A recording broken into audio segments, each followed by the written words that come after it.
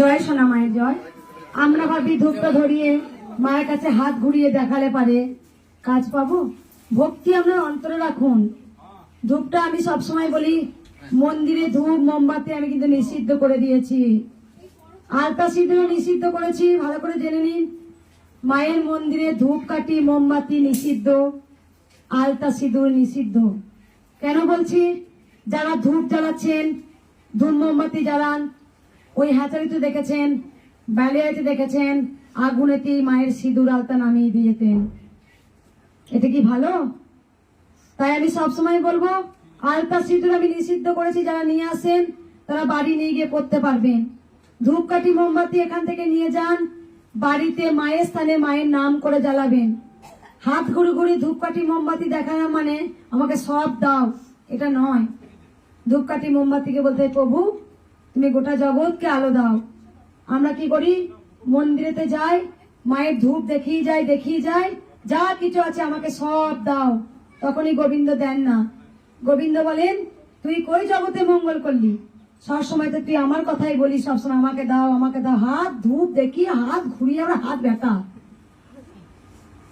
ভগবানকে নকুল জানা যায় সেবা দিই, সেটাও আমরা কিন্তু বলি মা আমাকে দেবে, এরকম বলতে নেই। ভগবানকে আমি সবসময় বলি, সবাইকে একটা কথা শেখাই। আজকে আমার কথাগুলো যেগুলো বলছি, আজ থেকে 20 বছর 25 বছর 30 বছর পর আমার কথাগুলো আবার কিন্তু এরকম ফিরে ফিরে আসবে। যে মঙ্গলা মা আমাদের কি বলতেন?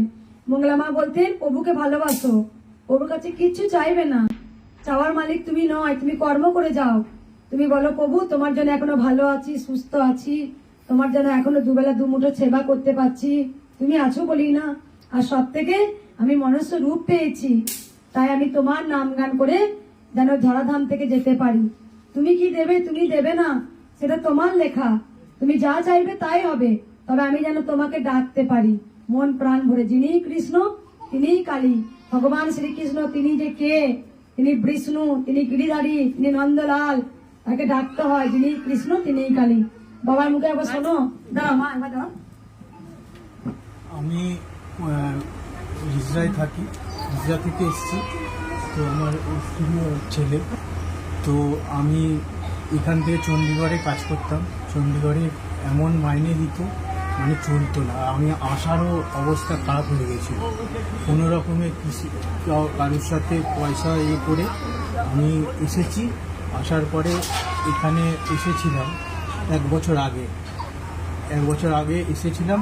মা আমাকে টিউশন থেকে দিয়েছিল মেয়েদেরও। তো তারপরে আবার আমাকে যেতে হয়েছিল। তারপরে এসেছি, এসে ওখানে যে কাজটা পেয়েছিলাম তার থেকে এখানে 1000 গুণে ভালো আমি এসে কাজ পেয়েছি। আর আমার ওয়াইফ শুধু বলতো যে ঠাকুরকে বলতো শুধু ওখান থেকে আমাকে এখানে আনার কথা বলতো। ঠিক ভগবান। কোথা থেকে আসছেন বাবা? আমি রিসরা থেকে আসছি।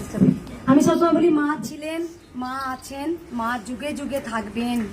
মায়ের প্রতি যদি ভক্তি থাকে 100% আপনাকে মা স্বয়ং গিয়ে আপনাকে উদ্ধার করবেই। মন প্রাণ ভরে বলুন জয় জয় কৃষ্ণ কালী মায়ের জয়। রাধে রাধে।